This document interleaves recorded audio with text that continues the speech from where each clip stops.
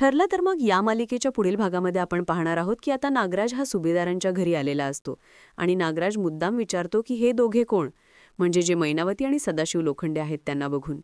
प्रतापराव त्यांची ओळख करून देतात नागराजला. प्रताप म्हणतो, हे दोघे आहेत ना ते आपल्या सायलीचे आईवडील आहेत, सदाशिव लोखंडे आणि ह्या मैनावती लोखंडे. आता या मैनावती लोखंडे नागराजकडे बघून एक छोटी स्माईल देतात. तर नागराज म्हणतो की यांची स्माईल ना अगदी सेम टू सेम आपल्या तन्वीसारखी आहे. प्रिया खूप घाबरते बरं का.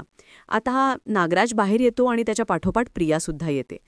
नागराज म्हणतो, प्रिया आता तू जे काही पाहिलंस ना तो फक्त ट्रेलर होता, पूर्ण पिक्चर अजून बाकी आहे. आणि ओळख बरं पिक्चरचं नाव काय असेल?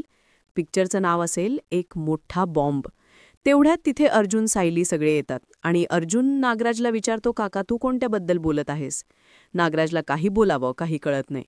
आता इकडे जेलमध्ये महिपत पोलीस कॉन्स्टेबलला म्हणतो की तुला आतापर्यंत जे पैसे दिलेले आहेत त्याची इज्जत ठेवायचा दिवस आलेला आहे. आता इथे जेलमध्ये कोणीही आलेलं नाही पाहिजे माझं काम होईपर्यंत. पोलीस कॉन्स्टेबल तिथून निघून जातो. महिपत शेजारच्या सेलमधील एका बाईला जीवे मारून टाकतो. आणि इथेच हा प्रोमो संपलेला आहे. भेटूया पुढील भागात. तोपर्यंत नमस्कार.